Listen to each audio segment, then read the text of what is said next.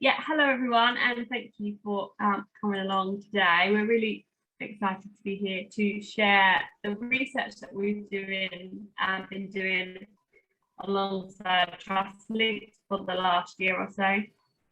So I'm a lecturer in sport and exercise science at the University of Essex, and I'm going to be presenting alongside Claire Wicks, who has been the research assistant on the project, and also Luke Zura, who was one of the peer researchers on the project, who we work closely with.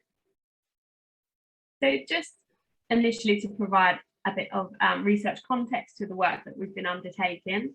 As we know, 1 in 6 individuals experience a common mental health problem at any time, such as anxiety or depression. And evidence suggests that individuals with a common mental health disorder are more likely to experience loneliness, which can exacerbate symptoms and increase mortality by 25 to 30% over 7 years.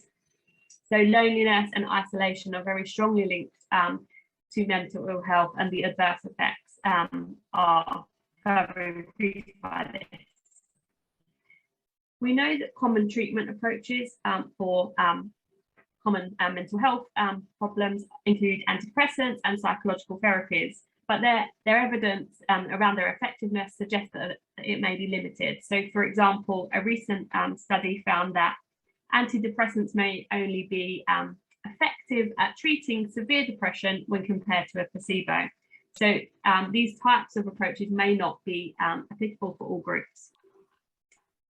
Community gardening, as we know, has been demonstrated to provide a range of health outcomes in lots of different groups of people. So there's evidence that can reduce depression and anxiety, improve mood, self-esteem, improve life satisfaction, but not all of this evidence is specific to clinical groups. And there is also a need for further evidence around the impact on psychosocial health outcomes. How does it link with factors such as loneliness and isolation? Furthermore, in order to increase the availability of community gardening as a social prescription, we need to understand more around the mechanisms by which it can improve mental health, and also the facilitators and barriers to referral, uptake and continued participation by individuals with mental health problems. And this is really where our work with TrustLinks has come together. So in 2021, we received funding alongside TrustLinks from the UKRI Loneliness and Social Isolation in Mental Health Network to undertake this research. So the key aims of our research were to explore the impact of therapeutic community gardening on the loneliness, well-being, life satisfaction and connection to nature of individuals with mental health problems, and also to explore the barriers and facilitators to use and wider prescription. So we work closely with TrustLinks to both design and submit this application for funding, and we're really thrilled to be successful. And in the year since that, we've been undertaking this work. So we're just going to present some of the preliminary findings today. You've all received a evaluation in the packs that you've got. So we'll be talking about some of those findings and some additional findings, and then once we've conducted our further analysis, we will update that evaluation report as well. So just to touch briefly on TrustLinks, because obviously Matt, and Growing Together, because Matt has already done that. But as Matt said, Growing Together consists of 5 therapeutic community garden sites across South Essex. So for our research, 4 of those sites were involved, because one had started right at the end of the research. So we worked with Westcliff, Shoebury-Ness, Bundesley and Rochford sites within this research. So Growing Together provides holistic support to adults with a variety of mental health diagnoses. So typically individuals come to the gardens for 1 or 2 days per week and engage in a variety of different activities, which can very much be self-selected by the individual. Some members enjoy particular activities and some members choose to partake in a range of activities across different days. So typical referral routes into Growing Together include GPs, social prescriber and linked workers, community psychiatric nurses, job centres, but also some individuals self-refer to the programme as well.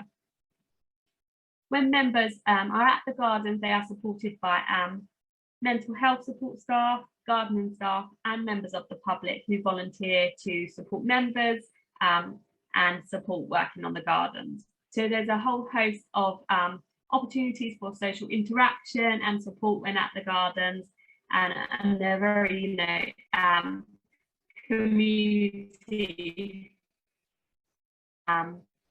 atmosphere where everybody works together.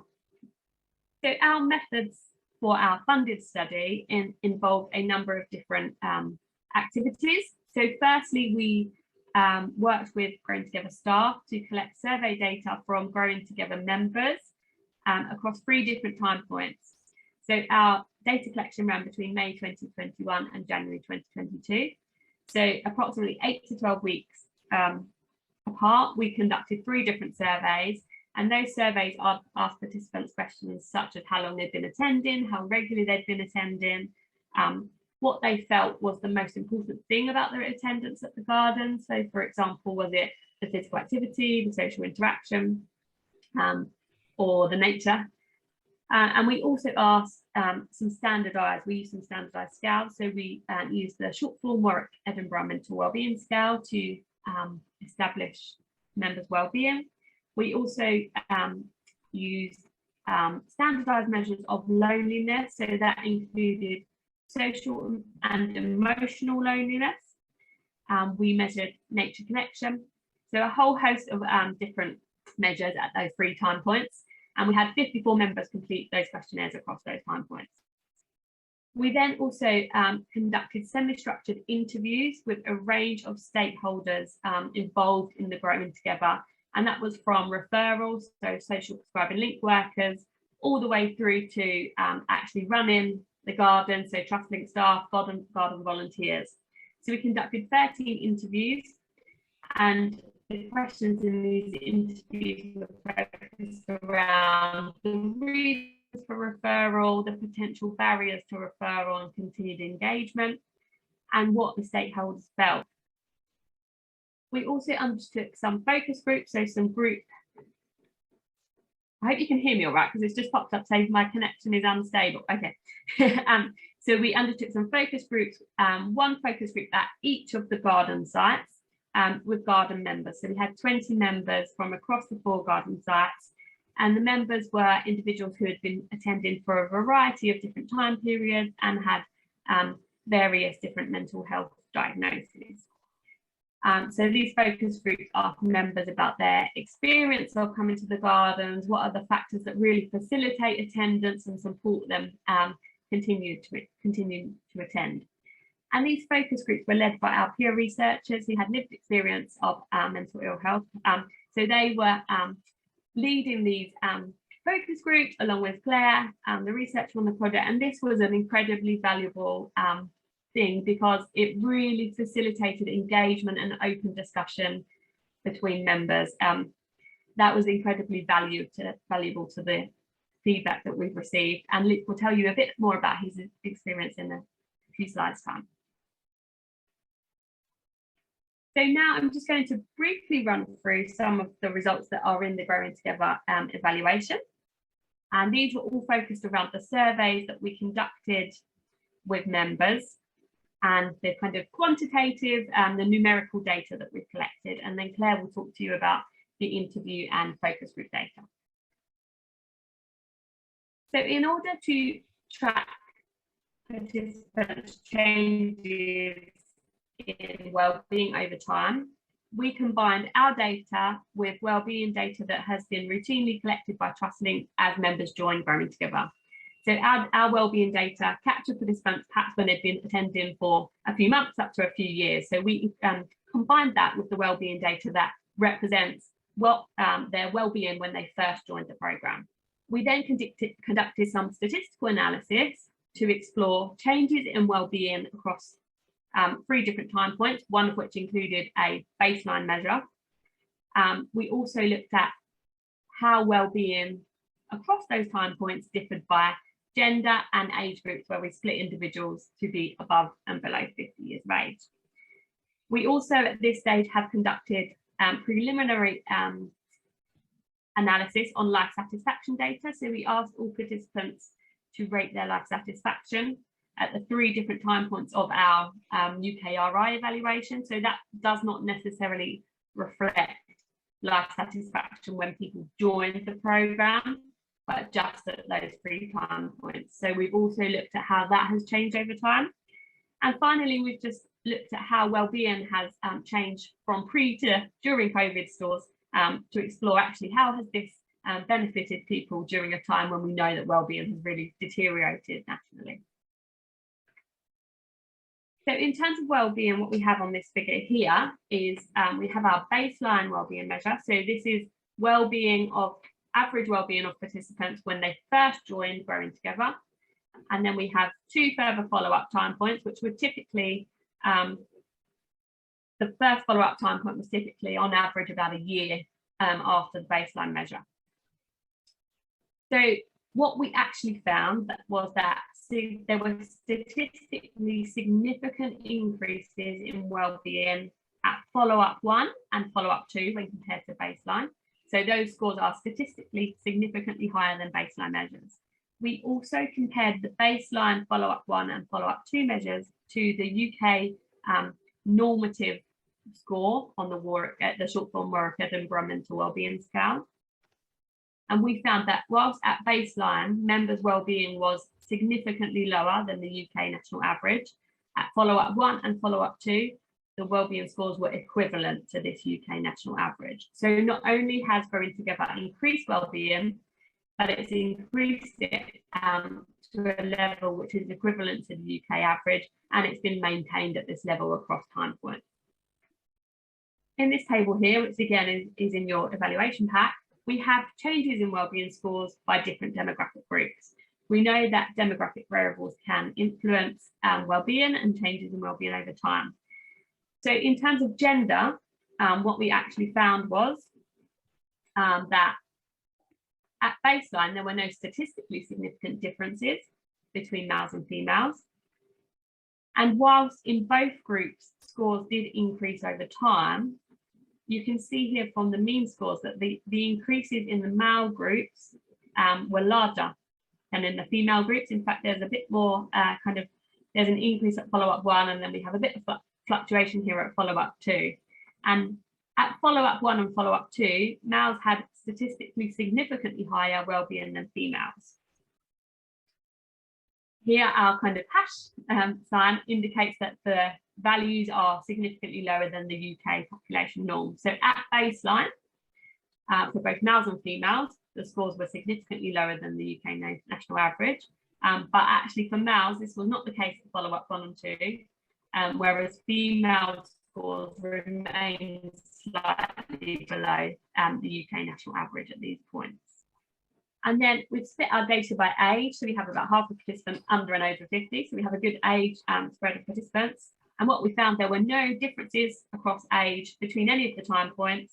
And it was only at baseline that both individuals under and over 50 had lower wellbeing than the UK national average. But follow-up 1 and follow-up 2, that was not the case.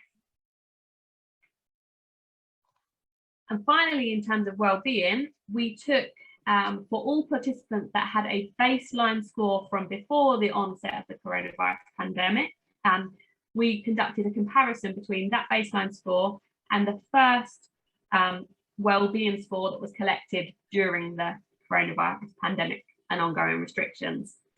And we found, despite the context of the pandemic, perhaps the limited ability to attend Growing Together for some periods of time, we still found statistically significant increases in wellbeing across this time period, when, as we say, the national average wellbeing was deteriorating, and it only the baseline pre-COVID was significantly lower than the UK national average. So we're really seeing an increase and a kind of maintenance of wellbeing in members, even during times of stress and uncertainty. And then finally, just onto the life satisfaction before I hand over. So we asked participants to rate their life satisfaction on a scale from 0 to 10 at each of the 3 time points. So these do not reflect a true baseline, as in they do not reflect a score when members join Growing Together, but just scores across the time points of our evaluation. So what we actually find is that at the second time point, there was a statistically significant increase in life satisfaction. And although this may actually only look like a small increase, this is about a half-point increase, and we know that we typically only see that level of increase between 0 to 1 point increase for major life events such as marriage. So this is actually a really significant, not only statistically significant, but it is meaningful in terms of public health. And just with the wellbeing, we compared changes between males and females and individuals aged under and over 50. In terms of males and females, we only found that females had a statistically significant lower life satisfaction than males at time point 1, but at the remaining time points this was not the case. So the increase in females was actually larger than it was males, and it became then comparable to the male score. And there were no differences between individuals aged under and over 50 at any of the time points. So that is a real kind of snapshot of the data that's in the evaluation pack that you received. So we are yet to include our loneliness data, so our social and emotional loneliness data and our nature connection data. That is currently in the stages of being analysed, so that will be built into and included into the next evaluation, which will be shared with everybody. But now I can hand over to Claire, who's going to talk to you about the interview and focus group data. We're really very close to having this data ready to submit for a paper. So I'll hand over to you, Claire. Thank you, Carly. So yeah, I'm going to present the interview and focus group data, which we use to explore the barriers and facilitators to use and wider prescription of therapeutic community gardening for individuals with mental health problems. But first of all, I would like to hand over to Luke, who led the focus groups together with Louise Edgar, who will be speaking about his experience of working with us on the project as a peer researcher. So over to you, Luke, if you're there. I am here, Claire, thank you. Okay, I'm just going to run through basically my main role as a peer researcher, which was helping running the focus groups. But in doing that, I had to obviously learn we had to learn how to approach it and help Claire and Carly prepare the questions for the focus groups. So what we did, one of the things we did to prepare was to rehearse the focus groups and do basically mock focus groups with staff that were going together. And in doing this, what we learned was my role more clearly. So in answering the questions, I had to ensure that each person was equally engaged, so they had a chance to say something, which is important to the information, and also to learn in that way that we wouldn't force people to say something if they didn't feel comfortable to. So it's more freedom what they can say what they want to. And also in preparing the focus groups, it's important to learn how the questions were communicated to members, because one of my reasons for having me and Lou on the team was to really ensure that the question related to the members so they could be answered, so they could understand them. So that was important. So they went really well. They certainly helped to find a really clear approach to how we do it and be calm and confident in how to proceed. So we ran the sessions over 2 days, 1 per garden, and we had 5 questions on each for the question we asked. They broke down to smaller questions.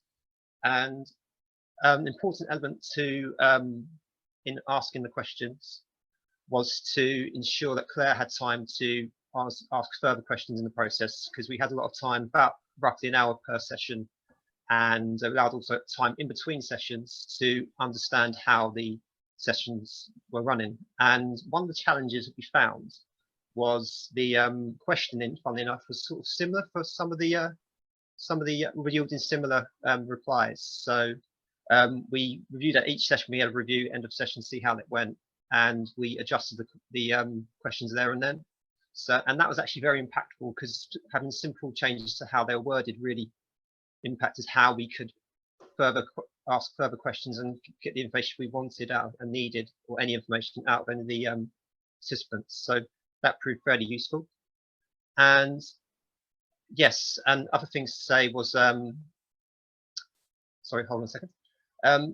The other things to add was simply, obviously, I had a participation from throughout the whole, other than just simply these focus groups themselves, just had a participation throughout the whole process, which is really valuable to me, and I really enjoyed being a part of the research, and I feel I had a really valuable role, and I felt engaged throughout, so I really feel really pleased to be a part of the research. But also what I'd like to add is just a few particular information I felt which may be the future of what Claire and Carly might want to follow well, information they might feel forms a foundation in the future, or they can help lead with any future research they do. Was a few things I sort of noted. One was I thought the sort of security and the setting of the Growing Together Gardens was essential to how each member or volunteer felt within the garden, and I feel that really is important to their well-being. So imagine if they come from various backgrounds, they go to the garden the same all the time and has lots of variety to it and how it's designed and where they can go. That's really important to how they feel in that space, so they feel secure and they can really feel relaxed and calm within that environment. So I think that's as important what people said there, that come across to me. Another thing was I feel between the members and the volunteers there's a real strong bond of community and sort of them sort of bounce off each other, and they sort of know that within them. They feel that's a real strength to why they attend the project, and they feel they can't really have that elsewhere. So there's a real strong social connection within the gardens that can only sort of have between them. So I think that's very important to their well-being and their understanding of their own mental health, so they sort of peer support. And the last thing I want to say is just the importance simply of the actual therapeutic gardening side. It's really important to have a task for some members to get on and engage with what they're doing, and also to have resources for what they need to be doing, so they have a clear idea what to do and how they can simply just help them engage with the garden, because it's a lovely garden, there's lots to do, and they can have a meaningful impact on the day and over time. So they're the three things I feel can benefit the research and obviously help Growing Together understand how they can overcome the barriers and help people's well-being in the future. And yeah, and it's just great to be involved in the project. So I'd like to say thanks to Claire and Carly for asking me along. So I felt it really valuable and I felt really an important part of the team. So yeah, that's my experience of being a peer researcher. So thank you. Thank you, Luke. Would you mind just saying briefly what your background is, how you got involved in Growing Together in the first place? I think that'd be useful for everybody on the meeting. Yeah, sure, Matt, I'll do that. So I came across Growing Together about 11, 12 years ago now. I started off as a member. I was there for 3.5 years, and what led me to find Growing Together was my life circumstances at the time. I had no career prospects. I wasn't going out. I wasn't socialising at all. I had low confidence. And one thing that helped me towards getting to Growing Together was having Asperger's syndrome diagnosis at the age of 23 in 2009. And over that year, I was offered places to volunteer at and help me get out into the big wide world and sort of socialise more. And I thought gardening would be a good thing to do. I didn't have any interest in gardening at all before. And yeah, within months I got really into it, really passionate about it. And it's not just the garden, the horticulture, all the courses I did, RHS level 2 and MBQ level 2s, which helped me get towards a trainee place at the RHS High Soil Garden. It was also just the how much it helped my social skills, my confidence, everything. In so many ways, it helped me. Being in a community garden, engaging so many different people, it was just a lovely thing to do and to be around. And since then, I obviously did my RHS traineeship. Then I did another year at Hyde Hall as a horticulturalist. I taught vocational qualifications for Southend College, and now I'm a member of staff at Trustlinks, and I'm in the process of starting my own gardening rounds. So I'm really enjoying that. So I still follow the horticulture. I still looking to have it as part of my career, and yeah, it's had a massive impact on my life Growing Together, and yeah, and it's helped me understand my Asperger's and understand me a lot better. So yeah, and I'm really pleased to still be a part of it in whatever way I can, really. So yeah, that's a bit about my background and how I come to be at Growing Together and what it's done for me. Is that okay? Thank you, Luke. That's really helpful. Thank you. Yes, thank you so much, Luke, for sharing that with us and for your help on the project, which Carly says was really invaluable. So thank you. Right, so on we go. So in terms of the interview and focus group data, the data were combined together for analysis as the same questions were asked, but from the different perspective of various stakeholders. So initially, Carly and I independently coded 2 transcripts to check the consistency in how we were coding the data, and then together developed a coding framework, which we then used to code the remaining transcripts. Data was analysed thematically and guided by the research aims. Themes emerged as coding progressed, and the final themes defined were through discussion with the research team, which included a third member, Marie Polly from the Social Prescribing Network. The data was organised under 3 overarching themes, which I will talk you through now. Oh, next slide, thank you, Carly. The first main theme was impact on mental health, which describes the mechanisms through which engaging with Growing Together enhances members' mental health. Within this theme, we identified 3 sub-themes. So the nature and the outdoors sub-theme describes the health-enhancing benefits members report experiencing from being exposed to the natural environment. For example, gardening tasks offering a distraction from symptoms of mental ill health, through feeling connected to nature, for example, through observing plants and wildlife in the gardens, and members were able to positively reframe their perspectives and described feeling happier because of this. The second sub-theme is hope for the future. This theme describes how attendance at Growing Together helps members to develop as individuals and to think positively about the future and work towards personal ambitions and goals. Staff described how members could be a blank canvas when they arrived at Growing Together and were living in survival mode, in which it's impossible for individuals to thrive. The various activities at Growing Together helped members to build confidence, social and practical skills, which gave them a sense of worth, purpose and belonging, and an increased sense of happiness, confidence, which helped members to see more opportunities in life, take risks, learn new things and push themselves forward. Members described personal ambitions for the future, such as returning to employment, undertaking qualifications or having their own allotment outside of Growing Together. Staff also reflected that members learn and understand more about their mental health at Growing Together, developing self-management strategies that help build resilience and reduce risk of relapse or severity of relapse, which is valuable in supporting members to move forward in life. The third sub-theme is social support and relationships. So Growing Together members and staff described how members' shared experience of mental ill health helps to create a sense of belonging and a positive non-judgmental space for recovery.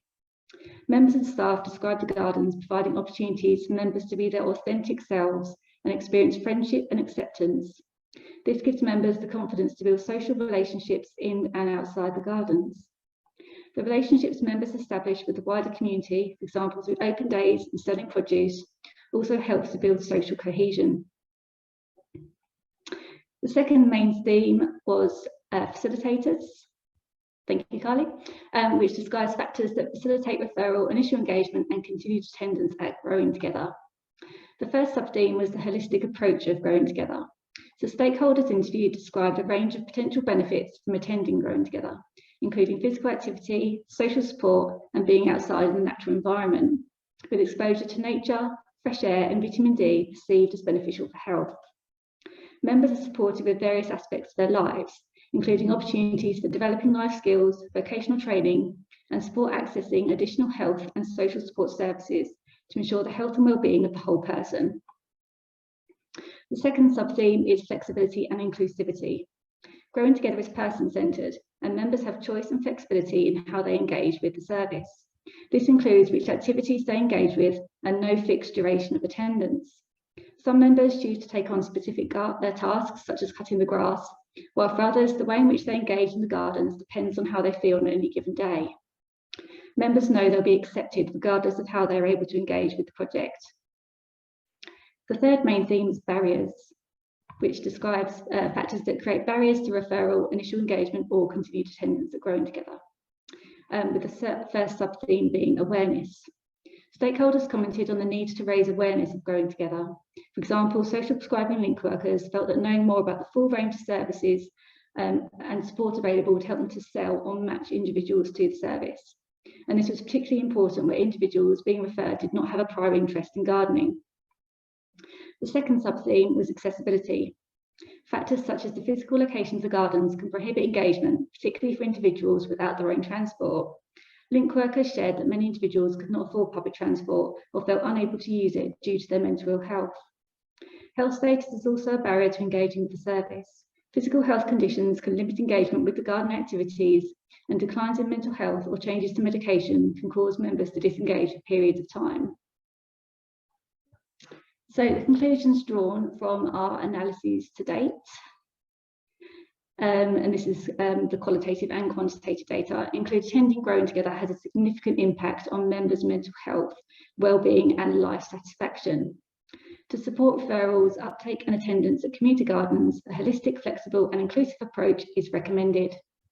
and raising awareness of the full range of service provision with referrers and supporting individuals in accessing the garden sites is essential to increase referral and uptake of community gardening services more widely. And then moving forward, our recommendations for future research. So we recommend that to understand how wellbeing in female members can be further enhanced, measure life satisfaction at entry into Growing Together and at multiple time points to understand how attendance affects life satisfaction from the start of engagement. And this is particularly important as there is evidence that increased life satisfaction is associated with considerable public health cost savings. Identify effective methods of increasing awareness of therapeutic gardening with referring professionals, and explore methods for supporting individuals to access garden services. And the breakout activities we'll be inviting you to take part in later today are related to the last two questions.